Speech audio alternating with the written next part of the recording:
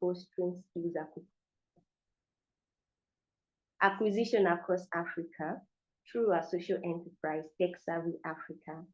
She has trained over 2,500 across 5 African countries, equipping them with skills for the future of work. She also mentors adolescent girls and young women through the Front Africa project, focusing on poverty alleviation and entrepreneurship education. She holds a bachelor's degree in communication and language arts from the University of Ibadan and is a fellow of the Report Women Female Reporters Leadership Program of the Wale Soyinka Center for Investigative Journalism. She is also an Empathical Virtual Youth Standing VYSC member with Empathical, a global education NGO. Oyindamola has worked on policy recommendations and initiatives addressing key policy matters related to education, youth empowerment, and entrepreneurship across Africa. Achievements have earned her features in the national and in the national and international stage, including recognition for her social impact effort and the prestigious Diana Award for a societal contribution. I'll speak with a clapping ovation, fire ovation, any emoji, your favorite emoji. Let's welcome Oyindamola Osinubi, who will be taking us through the topic content creation and communication strategy. Thank you. Welcome, Oyindamola. Please, can you turn on your video so that we can spotlight you? That's one. And then while we're waiting for her to turn on that video, I just want to give you a little bit of a heads up about Oyindamola. Oyindamola is one of the alumni of this mentorship community. I think she was in the first set and she's gone on to do amazing things. We almost saw in New York last year, but the dates were not just connecting, but she's such an amazing resource. She knows her stuff. Interestingly, I'm just hearing now that we were in the same undergrad program in the university. So she studied what I studied in the University of Ibadan. I'm just finding that out now from listening to the profile. But she knows her stuff and she's going to do great work. She's traveled, she's been part of fellowship, she's been recognized for her work. And so even though I wanted to speak to you all about content creation, because it is very important. The world that we are in now, everybody should be able to do what is called self-generated media in an intentional way, because it also helps your brand. But as you listen to her, also get ready your questions about maybe opportunities and how she positioned herself, to get the amazing resources or the amazing programs that she's been a part of. And so, I see all of you welcoming her in the chat, and I also see Justin saying, this is the reason why I am here today. Yes, you are in the right place because she's such an amazing resource. So, Oyindamola, are you ready for me to spotlight you? Yes or no? Okay. Now you're Yes. awesome. All right, go ahead.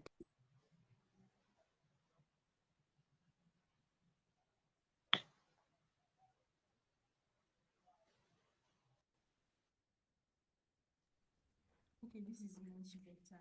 So good afternoon, everyone. Oh, good afternoon, everyone. Can everyone hear me? Okay, yes, we can now hear and see you. Okay, good. I connected with my phone, but I wanted to use my laptop for a better view. That's why I switched devices. So good afternoon, everyone. Thank you for the invitation, Essie. It's good to be back again in the community. Yes, and like you mentioned, I was part of the first squad, and it was really a great experience for me. I remember that one of the things that I learned that I still use till now is the method she taught us in achieving our goals. So when you have a yearly goal, you break it down into maybe let's say quarterly, and then those quarterly activities, and you break it down into monthly, and then you break it out into weekly. So it helps it helps the flow, and it helps you not to lose focus. So I still use that method till today, because I remember that it was from the GWT community I learned it. Please, I've sent a request for me to share my screen. Okay.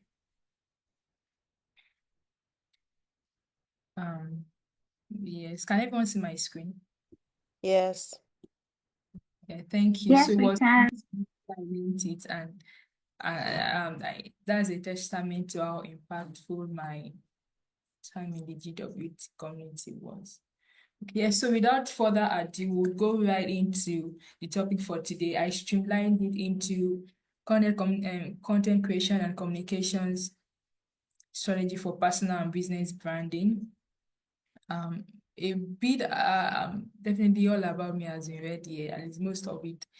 But I'm a content and communication strategist. For the purpose of this teaching, I've produced over 1,000 content pieces, generated over 1 million impressions, worked with different clients, home and abroad, trained a couple of young people.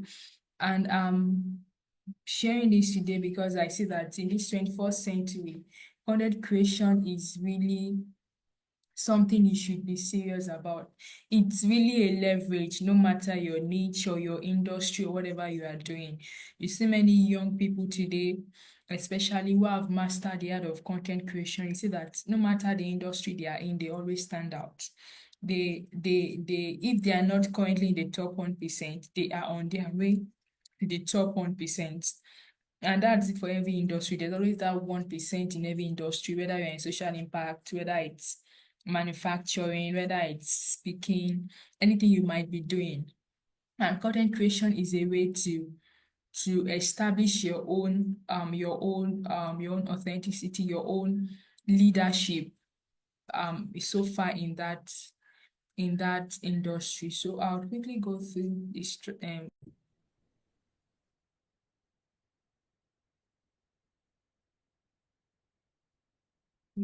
Okay, so content creation. What is content creation? It's the process of ideating, developing, distributing valuable, relevant, and engaging information in various formats to attract and retain a clearly defined audience.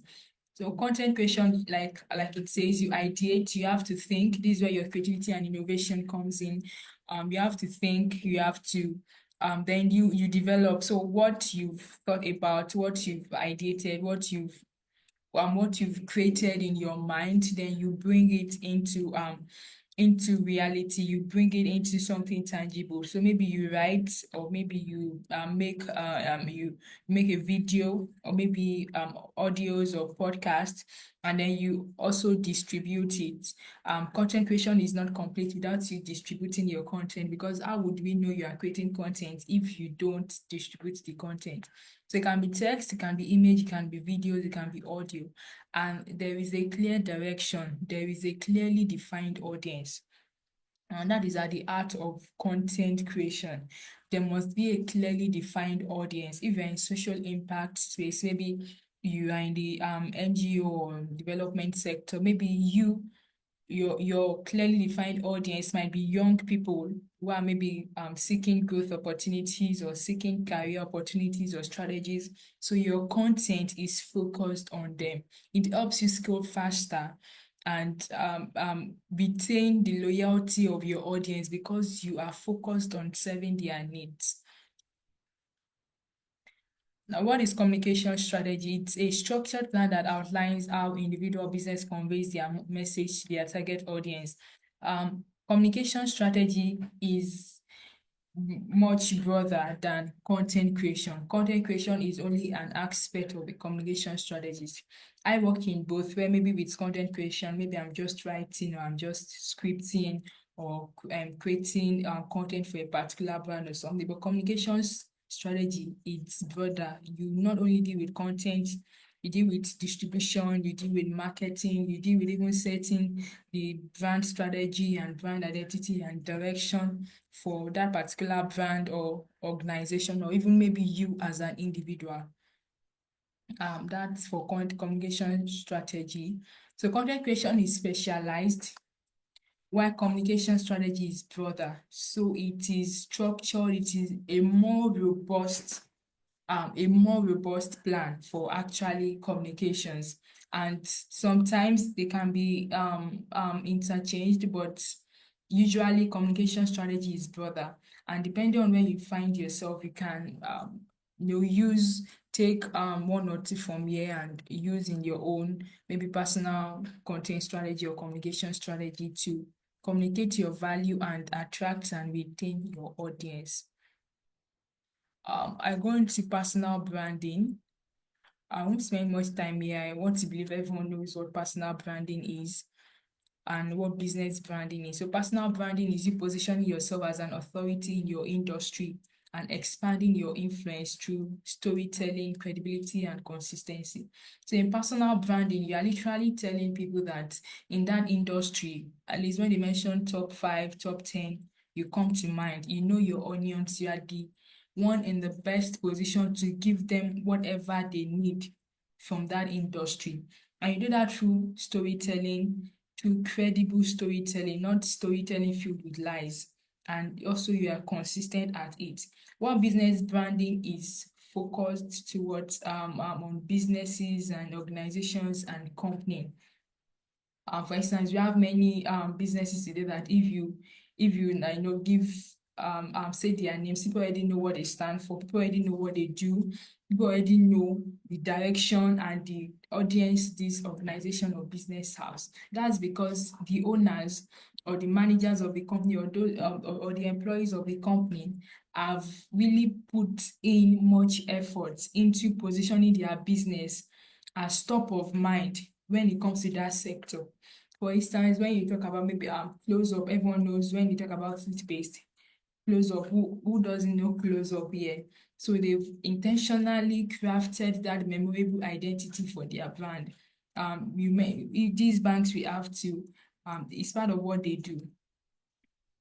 Why branding matters in this 21st century. We have talked about content creation, personal branding, business brand, but why do these matter? You see these words flying around, and it's like it's even a core focus right now. And it matters because right now we live in a world where information is easily accessible, one, and there are lots and lots of information out there. So, and this has also increased the competition. Anything you are doing right now has become more competitive. For instance, let's say Nigeria. You know how many young people are in Nigeria. For every opportunity you get, believe me that at least there are like 5,000 other people that can step into that role, into that shoes and do a good job, maybe even better than you. So it's highly competitive, and the internet has now given a lot of people that leverage, that platform to even showcase themselves, showcase their talents, showcase their skills. So there is no talk of someone is a light and is hiding under the bushel now with what the internet has done. People are now shining, attracting different people, showing what they can do. So if you are in that kind of situation, you have to stand out. If not, you just remain at the bottom of your industry and you will be struggling and struggling. While those who put in effort, I made a LinkedIn post earlier this year that I've come to realize that it is not those who are the best at what they do that are necessarily known. It is those who are the best at communicating the value of what they do that are necessarily that are known, that are trusted, and that become influential. Not those who are the best at what they do, but those who are the best at communicating the value of what they do. So, which means that some of those who are even communicating the value of what they do. Please excuse me.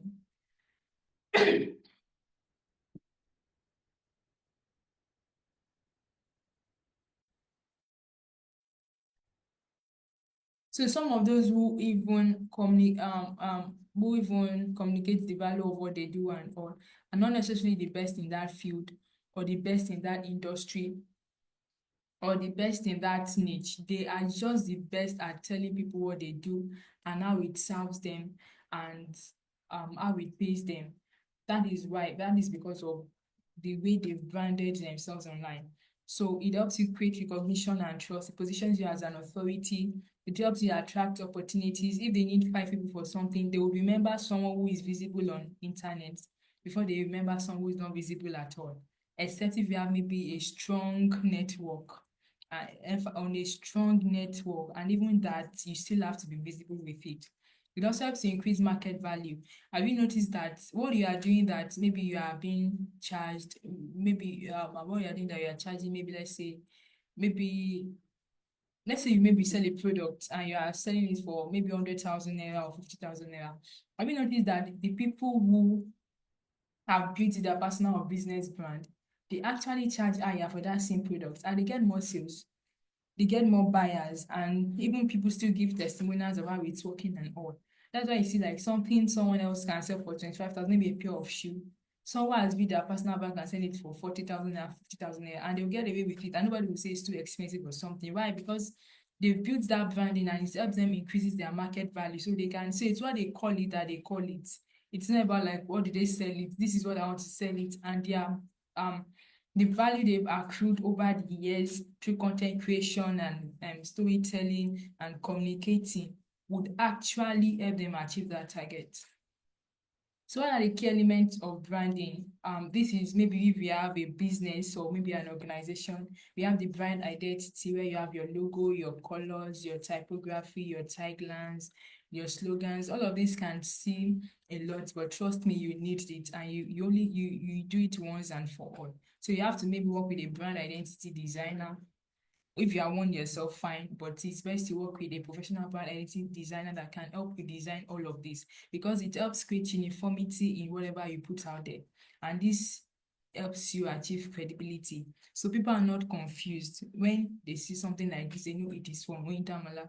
When they see something from like this, they know it is from SC. When they see something like this, they know it is from Oyindamola. So they know it is from you. So it helps create uniformity. So people are not confused. Also, there's the brand voice and messaging. How do you want people to experience your brand? How do you want people to feel about your brand? Is it funny? Is it humorous? Is it educating? Is it enlightening? Is it all of that? So when you determine all of this, it helps you maintain, like I mentioned, that uniformity of you. And besides, it even frees you up to think on more creative things for your brand. And you're not wondering, what color do I use today, or what color do I use tomorrow, or what typography should I use for this campaign, or what type? No, you are not wondering all of that. There's already a clear path to follow. So yours is just to fill in the gaps and you are good. Another one is brand storytelling. This is creating compelling narratives that emotionally connect with the audience. Customer experience and engagement, brand reputation and credibility, emotional connection. Really, when you get the brand identity right, you know your brand value proposition. That is what sets you apart from the competitors and the unique value you bring. You must always know that unique value you bring. You must always know what sets you apart from other people, because that is the angle with which you tell your story or communicate your value. So when someone works with you, this is what they are going to get, this is what they are going to experience. This is the tangible, measurable results that they will see, whether in their personal lives or maybe in their professional lives or in their business, depending on what you do. Please, can everyone still hear me? Yes, we can. Okay. So And we are depending on, also putting some comments in the chat based on what you're sharing. So yeah, we can hear you. okay, yes. I also checked the chat too, because I didn't want to be cut off. So based on what they see, and now based on, like I was saying, so when you already have that clear path to follow, and once you have that clear path to follow, it's easier to build reputation, to build your credibility, and all of that. Now, storytelling is very, very important, because humans are basically emotional beings. We tend to favor emotions over logic or over reasoning. So you can be telling someone a story. I'm sure many people here would have experienced it. You can be telling someone a story and you are trying to make them see reason or logic, but if they are not feeling it, they won't buy your story, or they won't buy your perspective.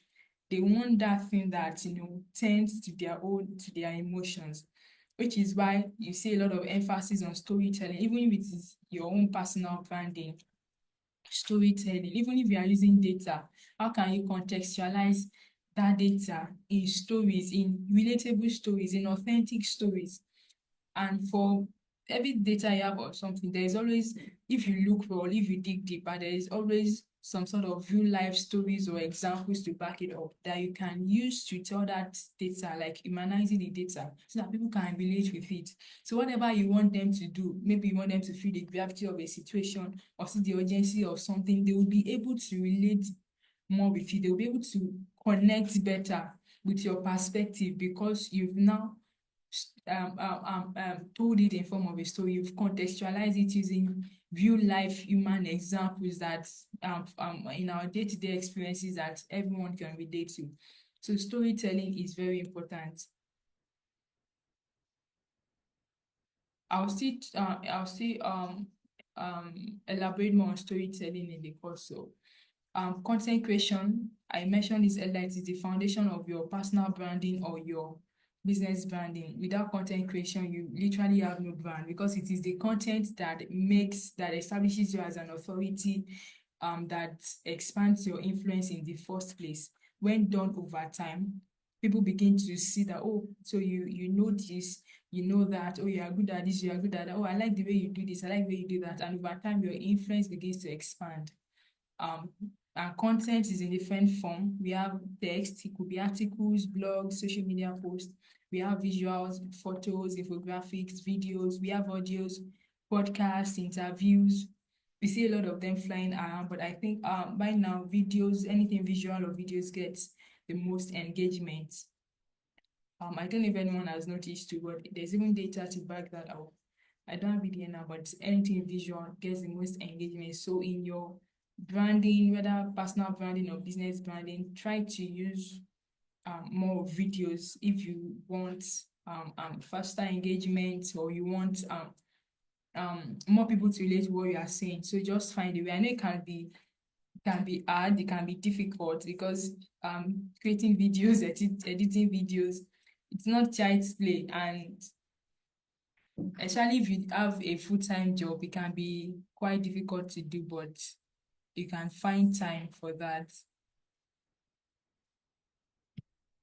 So how to use storytelling? Back to what I mentioned, how do you use storytelling in content creation? Now, content creation, whether you are writing a LinkedIn post, writing a Facebook post, writing on X, formerly Twitter, or maybe creating a TikTok video or YouTube video. So how do you use storytelling? First, you start with a strong you. Like, begin with something that catches people's interest. Imagine, let's say I'm called to speak and I go somewhere and I'm like, my name is Oyindamola Osinubi. I am a social impact entrepreneur with over 5 years of experience in development space, blah, blah, blah. And someone else comes up and says something like, imagine a world where every young person in the university have clarity on on their career after school, what they want to be after school, and even right from school they started building the foundation for that career so that they don't join the unemployed youths when they graduate. And you build on that, people would be more hooked to that person that starts with, imagine a Nigeria where university graduates are not confused about their careers, or where university graduates are not studying the wrong courses in school, that are not studying courses for careers that are no longer existent in our world today.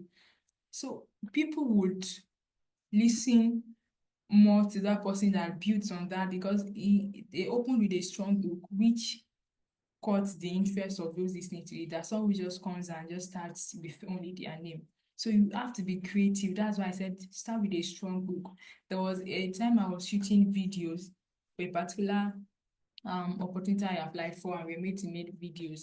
And one of the video was talking about what we were doing, the importance of what we were doing and all of that. So I could have just gone straight into, okay, I train young people on how to maybe acquire and monetize digital skills, or for career development sessions and all of that. But I was just prompted that day that why start like this when you can start with the angle of maybe telling a story. So I went online, got data from the World Economic Forum, and got data that related to that thing I wanted to talk about, which was the future of work. And it sounded like, according to the World Economic Forum, we are at the beginning of the fourth industrial revolution, and by 2030, these jobs will no longer be available. Sadly, it is these same jobs that many Nigerian undergraduates are studying and all of that. So you saw, see how I began that video. You saw how I began that script. It was much more intriguing, was much more interesting than me just saying many Nigerian undergraduates are studying their courses that they would not likely use or something like that, and they don't even know how to upskill or reskill or even set up a career roadmap to ensure that they are relevant in today's workplace. So starting with a strong group is very important. Start practicing it. It can, even if that is all you get from this session today, storytelling is very important. So start practicing it. Then after your hook, follow a clear structure. You can introduce the context or the problem, present the challenge, and then show how the solution transforms the situation. So at least there are more advanced models for this, but this is the basic, where you start with a strong hook. After that hook, use that hook to introduce the context or problem you want to talk about, or anything you want to talk about. Easy to introduce it. Then you present the challenge or the obstacle, and then you talk about the solution. So if you use that model, you find that at least most of your videos or content, social media content, will gain more engagement and more connections and all of that. Then make it relatable. I know, so for some of us, I know a lot of our work deals with data, and 55% of this, 5% of that. So make it relatable. Now, there was something I learned recently about data. Let me look at the time. I think I don't have much time. So there was something I learned about data, making data relatable. For instance, I write op-eds, I write opinion articles, and these are like policy related opinions and policy related articles from my work in public policy. And you can't just come and claim anything. You can't just come and say something. You have to back it up with data. Now you can come and say, by 2050, 30% of Africans young people, 30% of Africans will be young people under the age of 30. There will be this, there will be that, or like 55% of Nigerians don't even know what this is. So we were taught in that fellowship that you can contextualize data in such that instead of saying 55% of young Nigerians don't even know what this is, you can say 55% of young Nigerians, which is like the size of maybe a country in Europe, don't even know what this is. So it helps, it brings that meaning to fore. It helps people be able to better connect and relate with that meaning than just saying 50%, 55%. I know that in Africa, let me not like generalize, but in Nigeria, I know that we have a numbers problem. People cannot really like contextualize numbers or like understand numbers. Let's say 55%. 55% of what? Say let's say 55%. You could say 55%, maybe 5 million people. 5 million people. Okay, 5 million people. That 5 million people is like the size of a country in Europe. So when you give it that kind of context, then they are able to understand better that, wow, so this is the gravity of the numbers you are talking about. So you could also use that. Then use customer testimonials or whatever testimonials you use. This helps you like generate social proof that, okay, whatever you are saying or whatever you are doing has worked for other people, and they are now giving testimonials, which means that it will definitely or most likely work for other people who use it. So social proof helps to like sort of validate what you are also doing. Then use emotions, appeal to people's emotion. I mentioned earlier that we are more emotional than logical or reasonable. So appeal to people's emotion. That's why I see that a lot of people act out of emotion rather than logic. Or if a story is not emotional or there's no emotional angle to something, they would not connect with it. They will not do what you want them to do. So use emotions, then incorporate a lot of visuals. Use images, use videos, use infographics. Visuals are fast gaining ground right now. So incorporate a lot of visuals, and then always include a CTA, because don't just leave people hanging. Now you've told us what you are doing, or you've said how your products can help us. So what next? There must always be a call to action. Maybe even if it's something as maybe follow me on social media. If it's something as simple as sign up to my newsletter, if it's something as simple as share this or share that, there must always be a call to action. It even helps you when you are measuring the results or what you are doing, that is it working or not. So you must always include a call to action. When crafting a content strategy, you just don't jump into personal branding or business branding. No, you have to first start with a strategy so that you don't burn out in the middle. So first, you need to know your audience. You need to know their needs. You have to study your audience, because your audience is at the heart of what you do. Without the audience, there is no, in fact, there is no content. If there were no audience, you wouldn't see anything called content or branding or something. You are doing that in the hopes that there is a group of people out there who need what you do, and you want to attract and retain them. So you must know who those group of people are. You must know what they need, what they want to hear, and all of that. You must know them, because this is what will guide you when creating content. For instance, let's say your audience, they are maybe they are business owners, and you cannot be creating audience, a content rather that is tailored for employees, for people who are working for another person. It won't really sell, because the journey of a business owner is different from the journey of someone who's an employee. They are not in the same category. They both are not under the same kind of pressure, or the same kind of pressure to perform or to keep the business running or something. So you cannot be creating content for employees when your goal is to reach business owners, or when your audience are actually business owners. So this is why knowing your audience matters. Then set clear content goals. You can decide, maybe this content I want to create, what's the goal? Is it awareness? Do I want to drive awareness about what I do, about my brand? Do I want engagement? Do I want more people to see what I'm doing and to engage with what I'm doing, maybe by sharing, by liking, by commenting? Or do I want conversion? Do I actually want to sell, if I want to sell a product? So it also helps you in knowing the kind of content you put out. So you'll not be putting a content that is geared towards awareness and be open to sell, because you would there will be no meeting point between the two, and you would even struggle. So identify content themes and topics. You can do this to make your work easier. Once you've identified your audience, what they need, you can categorize it into different topics that you can talk about and talk on, and even like create a sort of flow between the topics. Maybe, okay, this first week I'm going to talk about this, then I'll build up on this, and then go into week 2 and build up on this, and go into week 3. Then you choose the best content formats.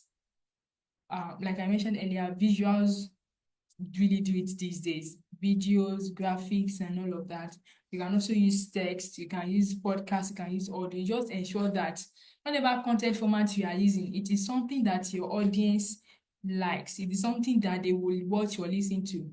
It cannot be catering for an audience that maybe loves to read, and you are doing maybe audio podcast or something. They might not even find you. Then develop a content calendar. A content calendar helps you structure your thoughts and your content, and so that you don't burn out, and also helps you to be consistent. So for instance, let's say now this is the month of March. Maybe after this session, you can decide to create your content for at least maybe the first 2 weeks of this month, the first full 2 weeks, or maybe for the whole of March, and just create that content and schedule it maybe on LinkedIn or on any other social media platform. So that creating that content calendar helps you not to burn out or lose track of your thoughts, or and also achieve and maintain consistency rather. So some of the content pillars you can use, you can share content, thought leadership, depending on the niche or industry you are in.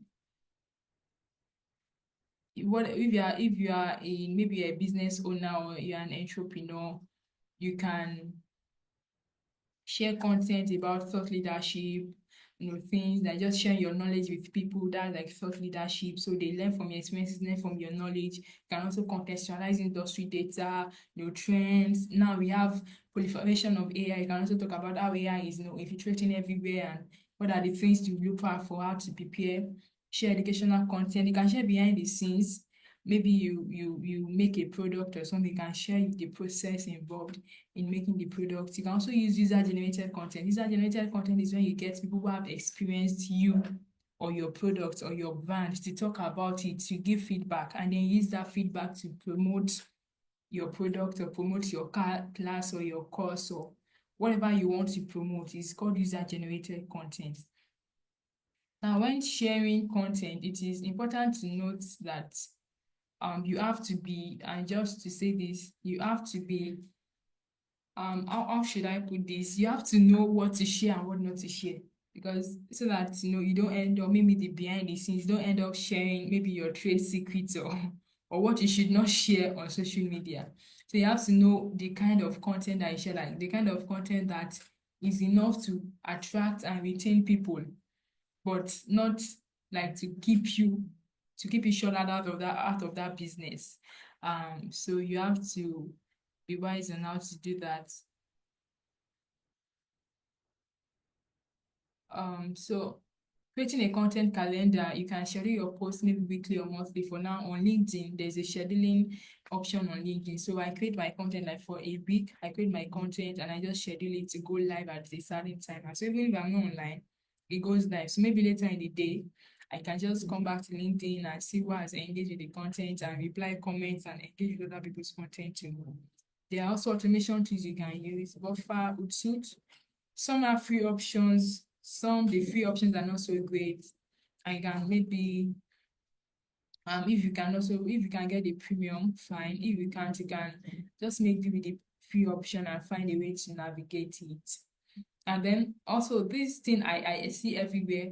Let there be a balance between promotional content and value-driven content. Value-driven content is when you actually you share value-adding, very enlightening, very educating content, just to maybe establish your thought leadership, maybe drive awareness or something. You are not promoting anything, you are not promoting a course, or you're not promoting a product and all.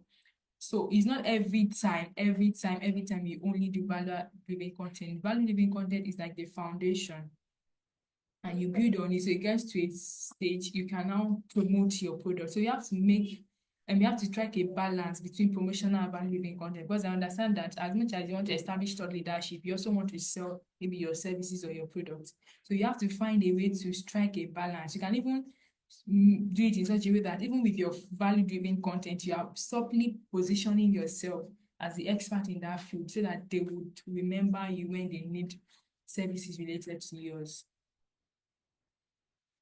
Then choosing the right platforms.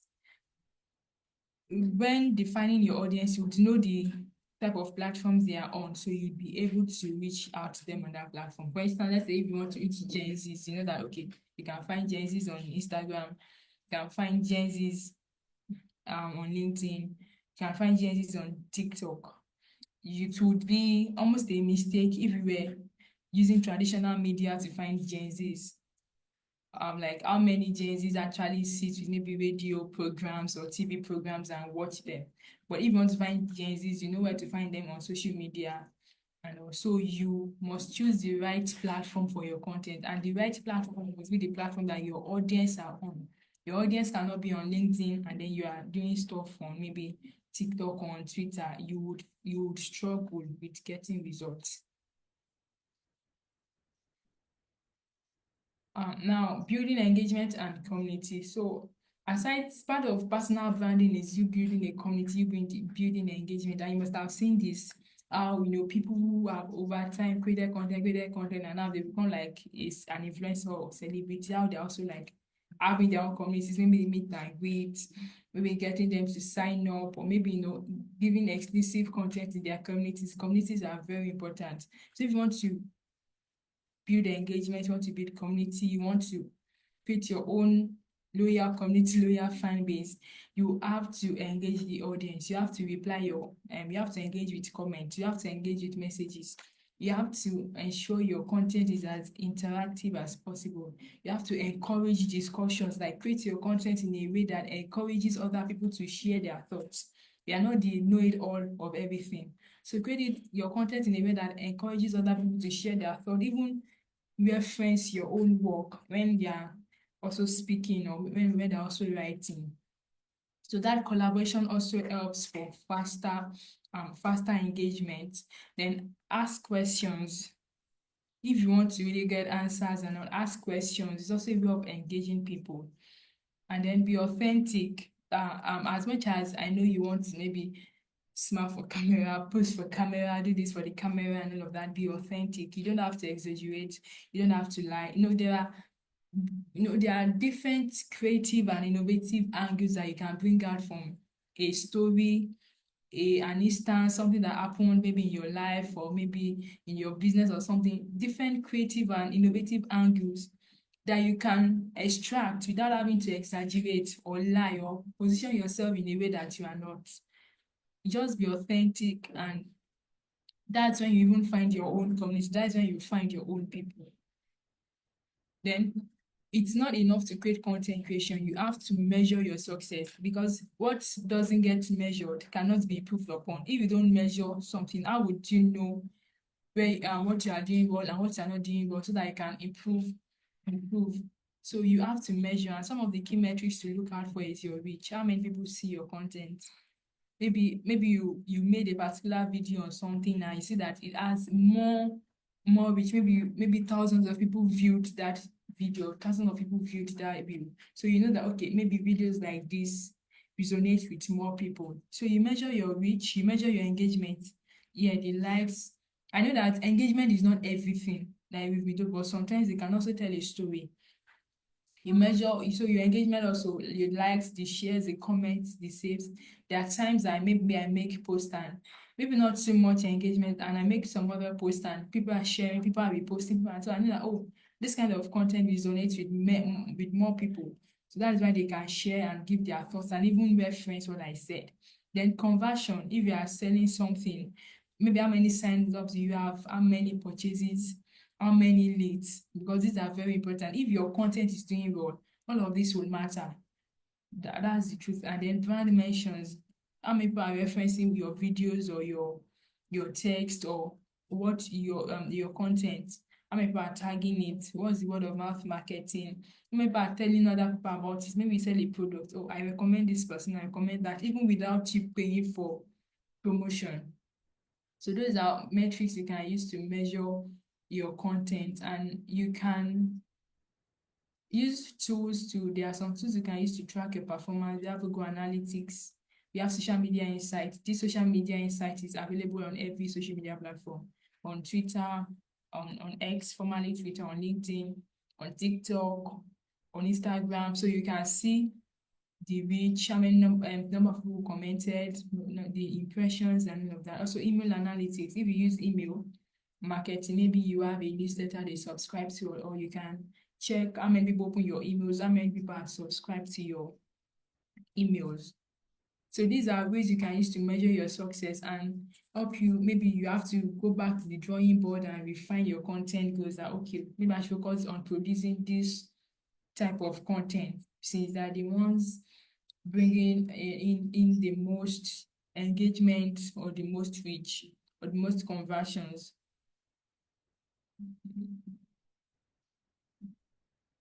Now, I'm close to the end of the plan. So let's check out some people who leverage content creation to build a strong brand. Many of these people are very popular faces. There's similarly Salami. I'm sure some of us here would know her. Temilade also is one particular person that has leveraged strong content, strong, consistent content creation to be the person she is today. So she has done that over the years.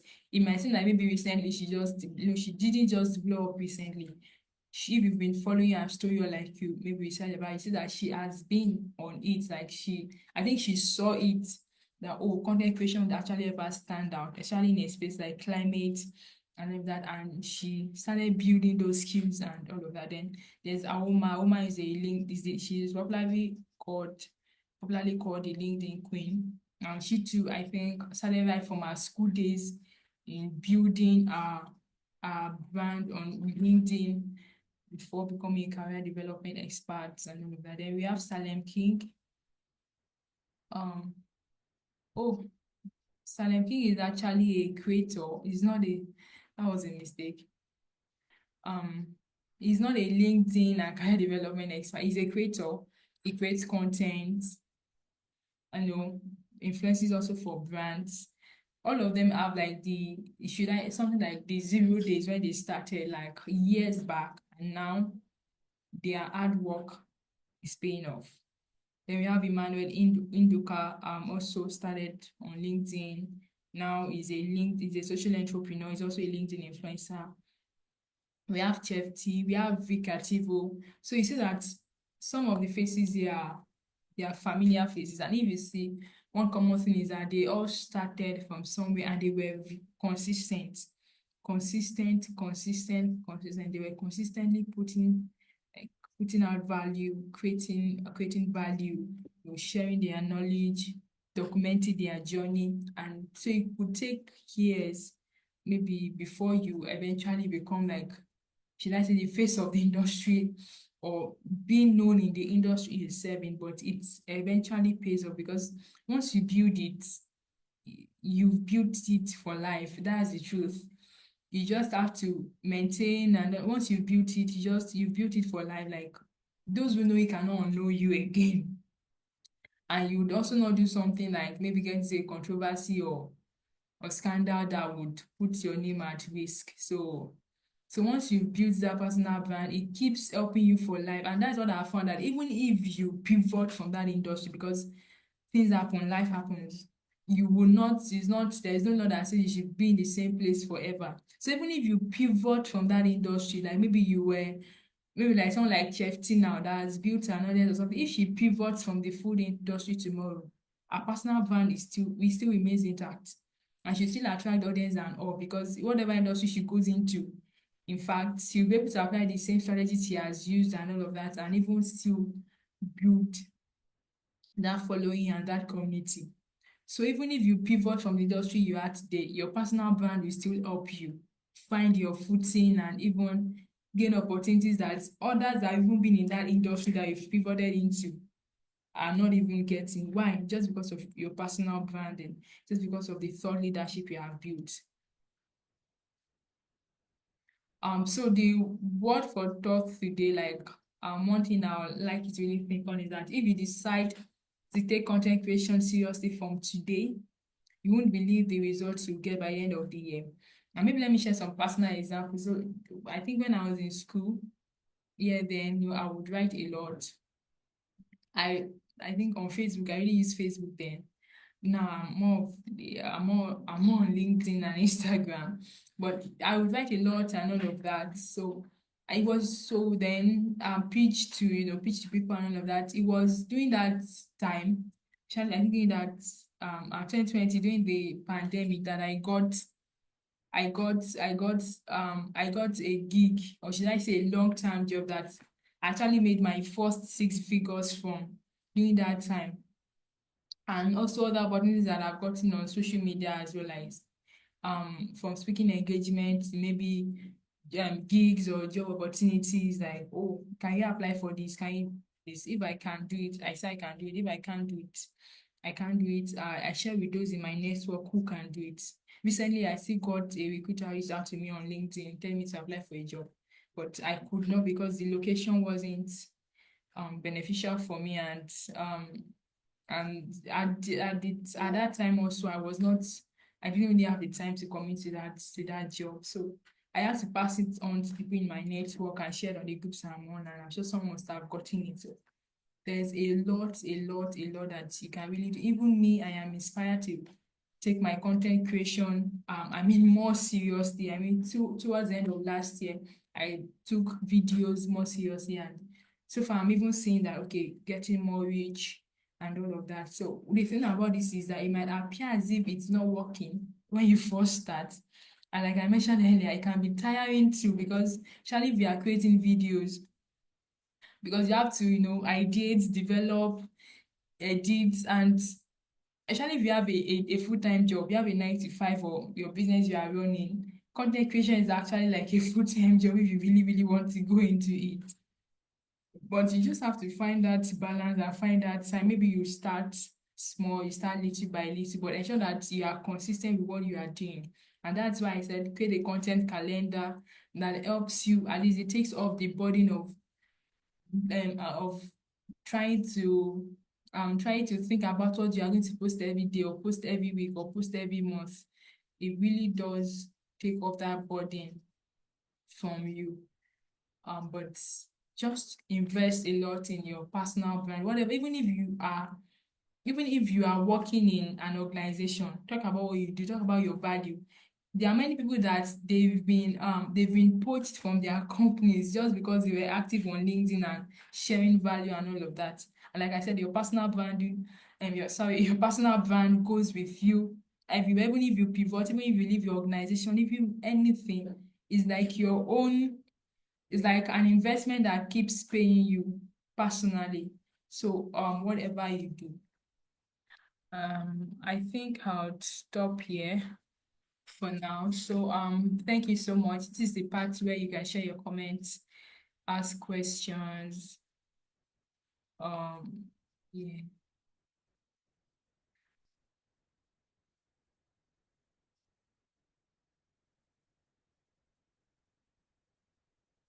So you can check, please. I'm expect to hear from everyone. You can, maybe you have a suggestion, maybe you have a comment, maybe you want to ask question, maybe you want to add. I also want to learn.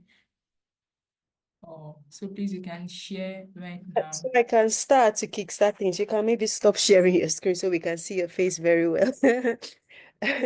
So, thank you. Wow, this was really good. Please, you guys celebrate her in the comment section. Like this was thorough. I like how she took it from general to very specific. And these are things that everybody can begin to use right away. You can use it in your personal life. You can use it in your place of work. You can use it in your business. Like there are many ways you can implement. You can even use it in your place of worship. You see them doing something that is not right, you can make a suggestion, because we don't learn for only ourselves, we learn for other people too.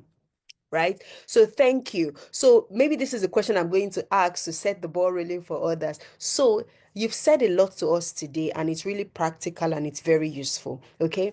Now, if there is somebody that is listening on this call right now and they're like, hey, personal brand, hey, where am I even going to start from? Like, if there is maybe one, two, or three things that you can say to anybody that's probably at the beginning of their own content journey in a simple way, something that they can commit to doing next week. We're going into a new week, or commit to doing in this month of March. What would you say those things are?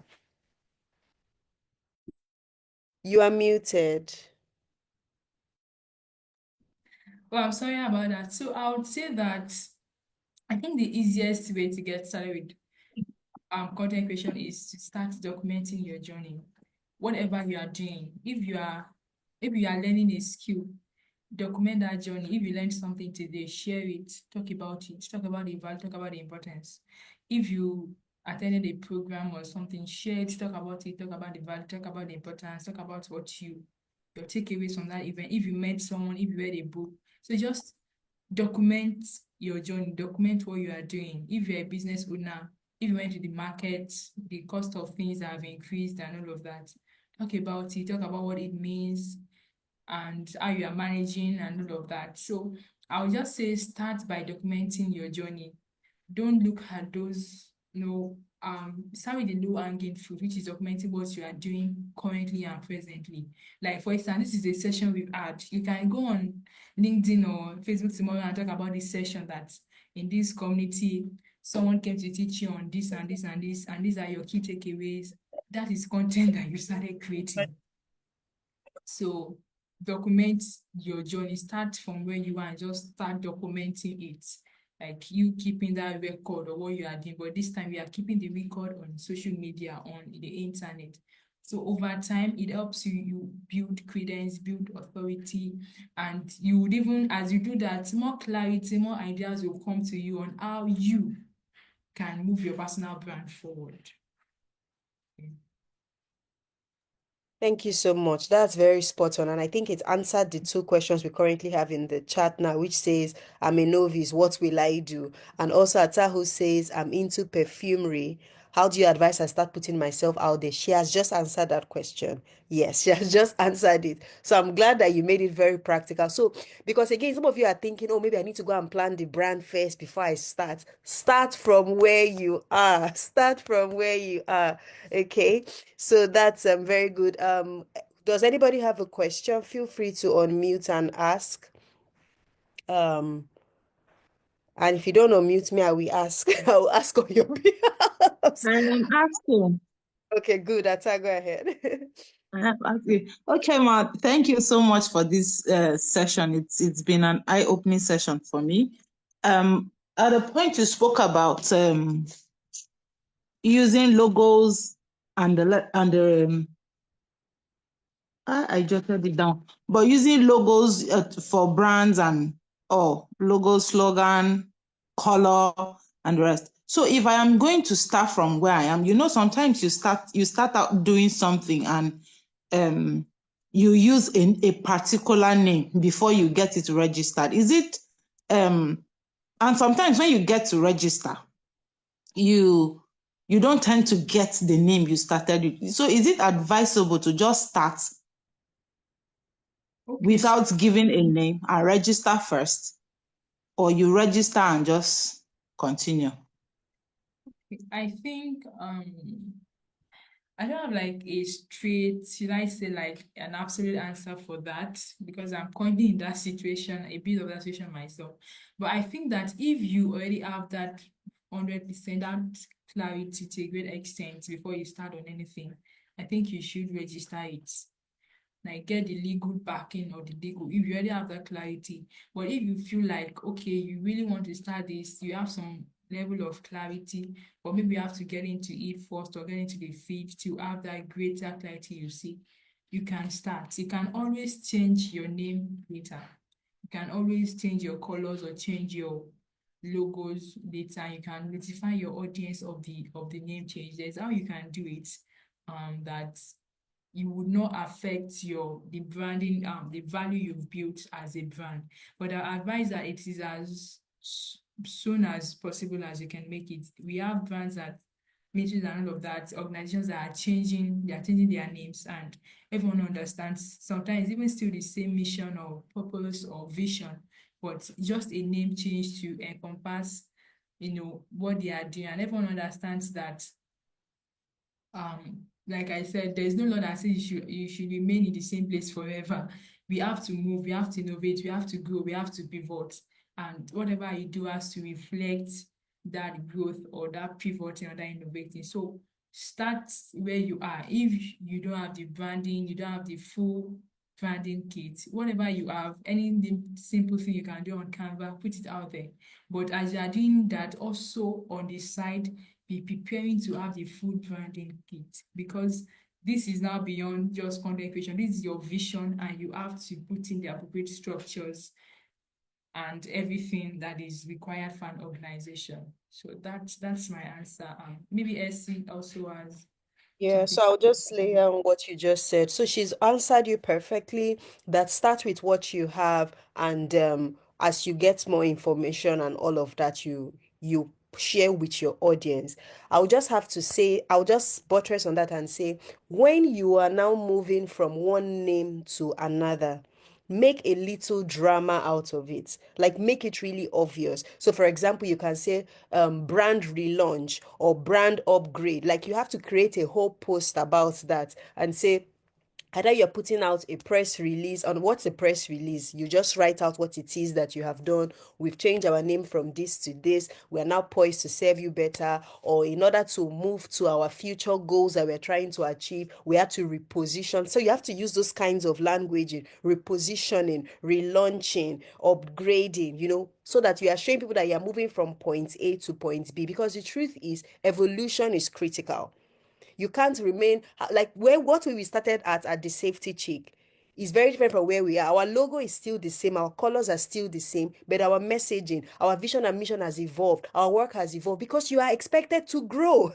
Yeah, you're expected to grow. So don't feel bad about it. Instead, make a little effort around it to say, oh, brand relaunch, brand repositioning, and tie it to how it is to help you serve your audience better. every day people are changing logos, people are changing names, people are changing something, but they always, make it obvious, and then they tie a message into it so that it is very smooth from one side to the other. Yeah, you have a question from Sina Themba. So I think I saw a question in the comments. What sparked my interest in content creation? So while growing and in secondary school and all, I had a flair for writing. I really like I read well naturally. My essays and all, I always came out top of the class. So when I got into university, before I got into the university, I already had it in mind that I was going to find a way to actually monetize this writing skill. Then I don't even learned about content creation or communications or writing or anything or this market or anything like that. But I just knew that this was a natural flair. This was a natural thing that came to me, and there's a way I could actually monetize it. Then I was thinking to put food on my table and all of that. This while I was a student in school, so not just relying only on the income from home. So I think so. I think my path into it I think naturally grew from that, seeing that I already had that flair. I just had to learn one or two things and brush up that skill to meet market standard, or like how they do it to meet market standard to get it. And I'm still learning and I'm still growing. I hope that answered your questions in November. So more questions. We have like 20 people on this call, and so far I think only 4 people have spoken.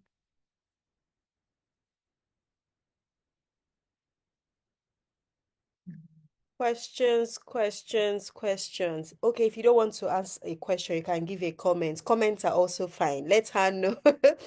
Let her know if there was something she said that resonated or something she said that you're going to practice right away.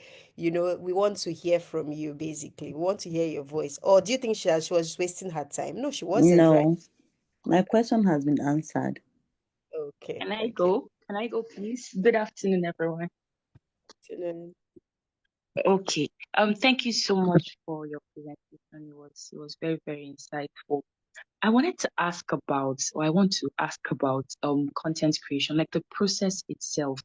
You mentioned somewhere in your talk that it's actually very difficult, but I think I want you to talk about it a bit, like the process of creation itself, like curating and creating content. How do you do it? How do you go about it? Like writing scripts for videos, or like even the writing process for your written content and all of that. Like, what are tips that make it easy for you to do? Because personally for me, when I want to write something, I have a lot of ideas flying in my head. And before I know what is happening, I really get paralyzed. Like it's like idea fatigue, I don't know, idea paralysis. And then I'm not really sure how to proceed from there, which has been like maybe one of the biggest blocks for me in content creation. So if you would kindly speak to that, I would be very grateful. Thank you. Okay, and that was a brilliant question. Let me use a personal, a real life example also to answer you. So, I think be a mixture of both.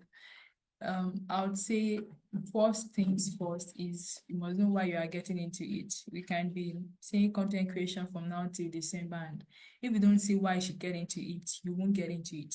So back to my example, aside my work as a content strategist and communication strategist, I work in the social impact space. I run a nonprofit, and we deal a lot with young girls, young women, youth, and we also have to put out our work there on social media. Now we have that strong why already, because if we don't put out our work and what we are doing, we are literally going to we can be moving mountains and no one will know, and we'll not even get the support for the work we need if we don't put out our work. So we already have a strong why that content creation is a must for us.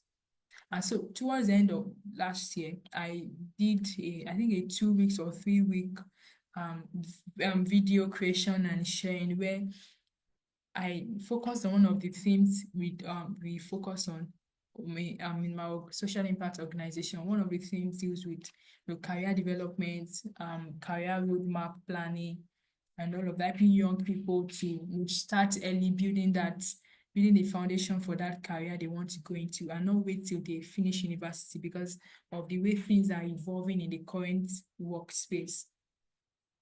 And that actually helped because there was a direction, there was an audience, it was young people, especially students in the universities, in tertiary institutions. So I could easily now sit down and create content. Okay, maybe it's going to be a 4 minute or a 5 minute video. So what am I going to say in this video today?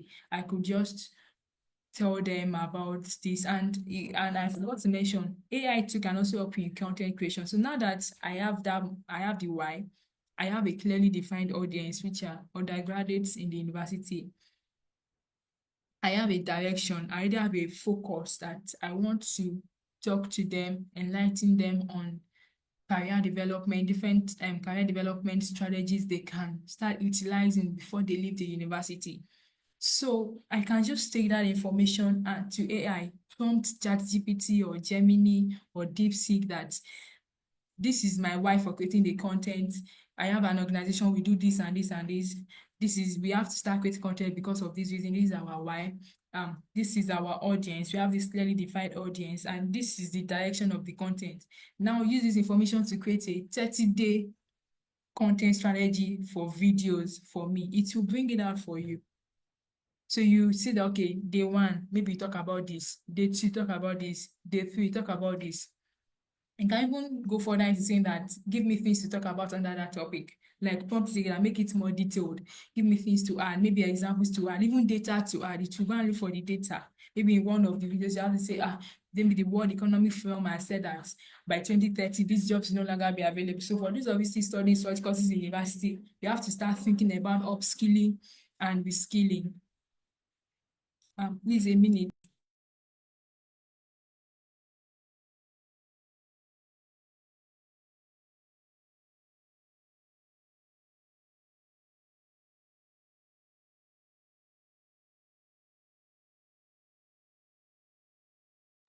So while we're waiting for her, can you see that she's already started speaking to the importance of AI? And that's one thing. Many people are not using AI properly. Exactly, Yetumola, because I was going to write that for you, but I said, let's just wait for her to finish. And then next thing she mentioned it. What if you're thinking you're a bad writer? You can leverage AI tools to edit your work. Like currently, Grammarly now has this feature that allows you to leverage AI to rewrite your thoughts, something that you already wrote. It will now rewrite it in a way that sounds grammatically correct and is more appealing and should I say easy to put out there. Same thing for, what do they call it, for ChatGPT. But the thing, a lot of people are not using ChatGPT smartly. There's something called AI hallucination. It's actually a thing. I did a course on this in the university. I think that was maybe sometime in 2023, one of my courses, when AI ChatGPT came out. AI hallucination is when you ask AI a question and it manufactures something and tells you in 19 something something so and so happened. Meanwhile, nothing like that happened, And that's because, of course, there's a difference now between ChatGPT of 2023 and ChatGPT of 2025. But AI is not supposed to replace your brain. AI is supposed to be your assistant. So you use it to say, this is what I want to talk about, right? Refine these thoughts, but then even when it has presented it to you, you have to read, you have to verify. So for example, I have this thing, I sent ChatGPT to send me, I use the tax function on ChatGPT that every Monday I needed to send me opportunities on child safety, for speaking, for funding, for this and for that. So every Monday I receive this email and it rolls up information from around the world, and I now have to go and click those links and check, does this work or does this not work? So that's how you should use ChatGPT as your assistant. That thing is something that maybe I should have an executive assistant to actually do that for me, right?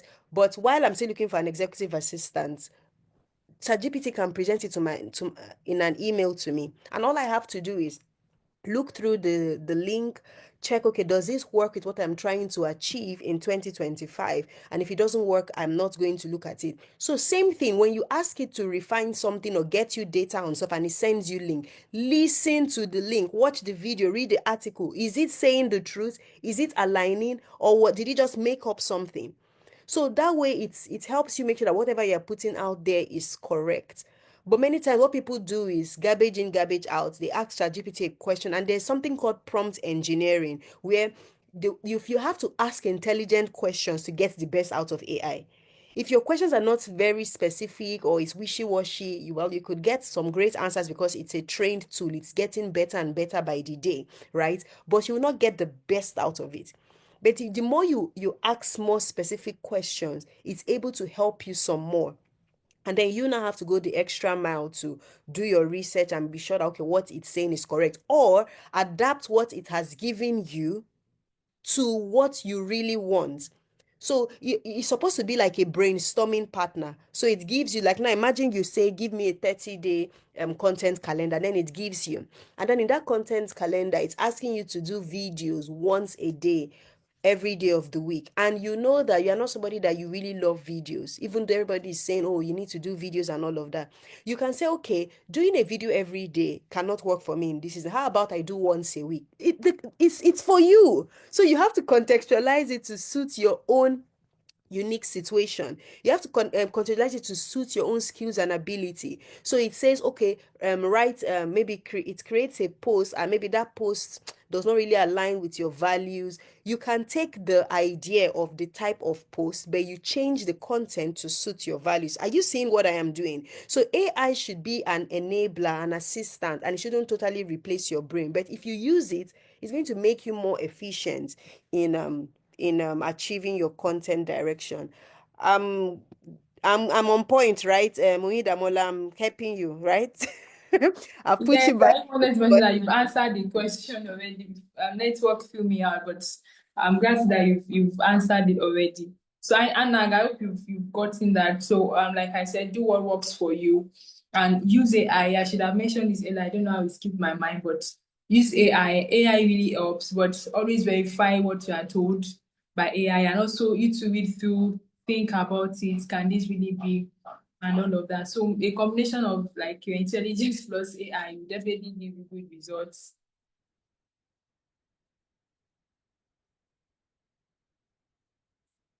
And also you can there's this scheduling option of most tools right now. I think LinkedIn has a scheduling option.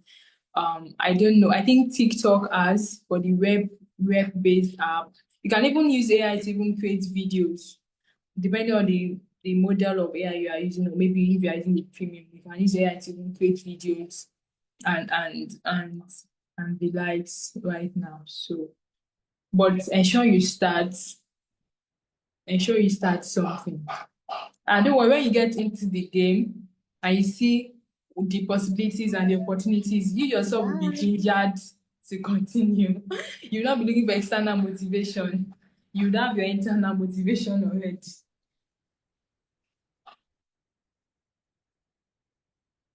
Awesome. Thank you so much, Oyindamola, for coming in today. This has been such an amazing session. Please verify that you agree with what she has done today. Show her your love in the comment section. Thank her for everything, just celebrate her right there in the comment section. And I would hand you all back to Yetomola. I can't find you anymore. Where are you? Progress. They had reached out to say that she had some network challenges, so I'll just wrap up. Thank you Okay. so much, Oyindamola. An idea just came to me right now. So what we're going to do to wrap up this session is please share your LinkedIn profile links on the community chat and follow one another so that all your social media handles, right? Share on the community so we can follow. And then if you have somewhere where you write, like a newsletter or something, please also share. Just put everything together. So if you're sharing, for example, if you're sharing your LinkedIn, your IG and your X account. So you just put everything in one post. Don't put it, how will I call it now? Don't put it separately so that the group is not jam-packed with too many messages. Because today is also Sunday, and we're also going to send in our goals for the week. So just put in my social media accounts and make sure that you follow somebody on the group also. So just don't do it alone. That way you can keep each other accountable, and then you can comment on each other, on someone's profile when they share, and just keep each other, engage online too with one another aside from the community. Yes, because I had seen, Mazura, I think I had seen something about you sharing a Medium account or something. I know that Jessica has a Medium account, so please share, or your Substack or something. You have a newsletter, please share. Oyindamola, okay, I'll also reach out to you to get yours, and then I'll share that of SC also, so that we can all, just, okay, it's a WordPress. Okay, it's a WordPress site. So share your blogs and all that. That way we can inspire one another. You can look at what other people are doing online, get ideas from them, engage with them, and also support them. All right. If we don't have any other questions for Just to add today, something to what you okay. said about engaging. So please, when you want to engage on somebody's post, don't just go there and say nice, wonderful, amazing, fantastic. No, that's not the great way to engage. When you want to engage on somebody's page, if you don't have time to engage, just like and be going. But let me tell you what makes you to stand out in terms of content creation. Many times content creation is not only about the content you are creating, it's also about the quality of responses you are putting on other people's posts in your field and in your area. That is what makes them to come and check you. This person has sense. Let me come and follow this person. So please, when you see something quality, just say something. It doesn't have to be a long sentence, but say, oh, this is amazing. This is what I learned. Like when I put out my book, The ABCs of Safety. Some of you guys went on there and you wrote quality comments. And I had to take some of those quality comments from there. I'm going to use it as proof for something else I'm doing, that these guys say I'm fantastic, so please, I am fantastic. Because it was quality comment. Of course, those that did nice and amazing, your comment did not feature. Because please, what am I going to do with nice and amazing? So please, that's one way to make, even, sometimes LinkedIn, what LinkedIn does, I really love about LinkedIn is, if you comment on my post, right? Not only my followers would see it, other people that are maybe second or third degree connections LinkedIn might show it to them.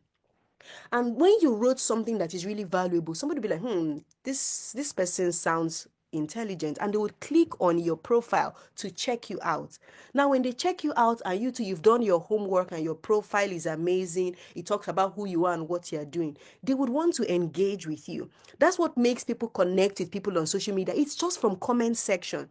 So you build the culture of writing quality sentences, quality thoughts, quality feedback on people's posts. That's how people are building relationships and all sorts of things on social media, just from intelligent commenting. So please don't just, if you don't have time to write intelligently, just like and be going. But you see, that's nice, amazing. Oh, wow. Don't do it. I beg you. Interesting. Or you use the LinkedIn. I remember, LinkedIn always suggests, especially, I think the only time I actually use that is maybe when it says, oh, it's someone you follow or someone that follows got a new job. Then I can just click on that, congratulations, because it has this auto suggest where it's suggesting like a comments to you to put. So thank you so much, Essie, for sharing that. That's really good. So personalize it. I think that just to cap up or everything that has been said today, whatever, if you use AI, make sure you personalize it, add your own touch, that uniqueness that nobody has, add that touch there. If you use AI to write anything, just make sure. Yes, Jessica, I agree also. Those LinkedIn automated comments need to be personalized before use. Make sure you personalize everything. Nobody can carry your personalities, because it's unique to you. So I want to see us sharing what would I call it? Sharing your links in the group, and then following each other. And I'm going to share Essie's and Oyindamola's link. All right, so with that done, I'm wishing everyone here and praying for everyone here that you have the best month of the year yet in March 2025, that this March is going to make you laugh deeply and wholly. The put in the work in content creation and have a lovely March. See you all on the WhatsApp community. Bye. You can unmute. All right, you can unmute and say, yeah, I love you, Master. Bye, Thank everyone. Thank you. you. Thank you. Unmute and say bye. Thank you. Say thank